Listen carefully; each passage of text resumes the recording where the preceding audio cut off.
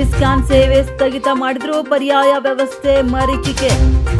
ಯಾದಗಿರಿ ನಗರದ ತಾಯಿ ಮತ್ತು ಮಕ್ಕಳ ಆಸ್ಪತ್ರೆಯಲ್ಲಿ ಟ್ರಸ್ಟ್ನ ಡಯಾಗ್ನೋಸ್ಟಿಕ್ ಸಂಸ್ಥೆ ಸೇವೆ ಸ್ಥಗಿತಗೊಂಡಿದೆ. ಸೇವೆ ಸ್ಥಗಿತವಾದರೂ ಕೂಡ ಪರ್ಯಾಯ ಉಚಿತ ಸಿಟಿ ಸ್ಕ್ಯಾನ್ ಸೌಲಭ್ಯ ಮಾಡಿಕೊಳ್ಳದ ಸರ್ಕಾರ ವೈದ್ಯಕೀಯ ಶಿಕ್ಷಣ ಇಲಾಖೆ ವ್ಯಾಪ್ತಿಯ ಇಮ್ಸ್ ಆಸ್ಪತ್ರೆಗೆ ತೆರಳುತ್ತಿದ್ದಾರೆ ರೋಗಿಗಳು. ಯಾದಗಿರಿ ನಗರದಿಂದ 8 ಕಿಲೋಮೀಟರ್ ದೂರದ ಇಮ್ಸ್ ಆಸ್ಪತ್ರೆಯಲ್ಲಿ ವೈದ್ಯಕೀಯ ಶಿಕ್ಷಣ ಇಲಾಖೆಯ ವ್ಯಾಪ್ತಿಯ ಆಸ್ಪತ್ರೆಯಲ್ಲಿ ಸಿಟಿ ಸ್ಕ್ಯಾನ್ ಸೇವೆ ಎಂದಿನಂತೆ ಕಾರ್ಯಾರಂಭ.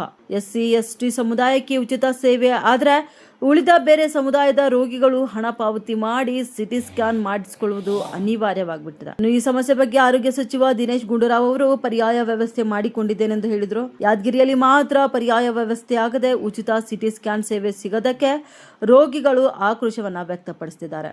ಯಾದಗಿರಿಯ ತಾಯಿ ಮತ್ತು ಮಕ್ಕಳ ಆಸ್ಪತ್ರೆಯಲ್ಲಿ ಸ್ಥಗಿತವಾಗಿರುವ ಸಿಟಿ ಸ್ಕ್ಯಾನ್ ಸೇವೆ ಆರಂಭ ಮಾಡುವಂತೆ ರೋಗಿಗಳು ನಿತ್ಯವೂ ಆಗ್ರಹಿಸುತ್ತಿದ್ದಾರೆ.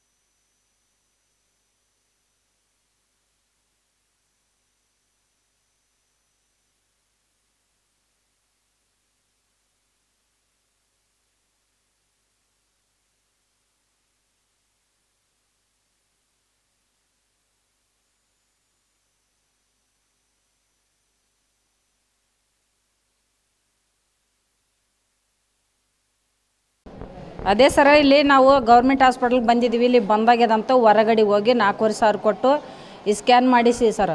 ಮಾಡಿಸಿದ್ರೆ ಅದ್ರಾಗ ಒಂದು ಹೊಂಟದ, ಇವಾಗ ಬೇರೆ ಕಡೆ ಹೋಗಂತ ಹೇಳ್ತಾರೆ ಸರ್ ಡಾಕ್ಟರ್. ನಾವು ಬಡ ಜನ ಬಂದೀವಿ ಇಲ್ಲಿಗೆ, ಏನು ಮಾಡಬೇಕು? ರೊಕ್ಕ ಒಂದು ಟೈಮ್ ಇರ್ತದ, ಒಂದು ಟೈಮ್ ಇರಲ್ಲ ಸರ್ ನಂಬಲ್ಲಿ. ನಾವು ಅಲ್ಲಿ ಶರಣ ಬಸಪ್ಪನಲ್ಲಿ ಮಾಡಿಸಿ ಸರ್. ಇಲ್ಲಿ ಬಂದಾಗ್ಯದ ಅಂತ ಹೇಳಿರಿ ಸರ್, ನಾವು ಅಲ್ಲಿ ಮಾಡಿಸಿ. ಹೆಚ್ಚು ತೊಗೊಂತಾರೆ ಸರ್. ಒಂದು ಟೈಮ್ ರೊಕ್ಕ ಇರಲಿಲ್ಲ ಅಂದ್ರೆ ನಾವು ಜನಗಳು ಏನು ಮಾಡಿ ಎಲ್ಲಿಂದ ತಂದು ಕೊಡ್ಬೇಕು ಸರ್? ಎಲ್ಲರೂ ಸೇರಿ ಇದ್ರನ್ನ ಚಂದ ಮಾಡ್ಬೇಕು. ಮಿಷನ್ ಚಂದ ಮಾಡಿದ್ರೆ ನಾವು ಬಡ ಜನ ಬಂದರೆಲ್ಲ ನಮ್ಗೆ ಅನುಕೂಲ ಆಗ್ತದೆ ರೀ. ಒಂದು ಟೈಮ ರೊಕ್ಕ ಇರಲಿಲ್ಲ ಇನ್ನೇ ಬೆಂಗಳೂರಲ್ಲಿ ಅಂತ ಮಗ ಹಾಕಿದ್ಮೇಲೆ ಹೋಗಿ ಮಾಡಿಸಿದ್ವಿ ಸರ್ ನಾವು.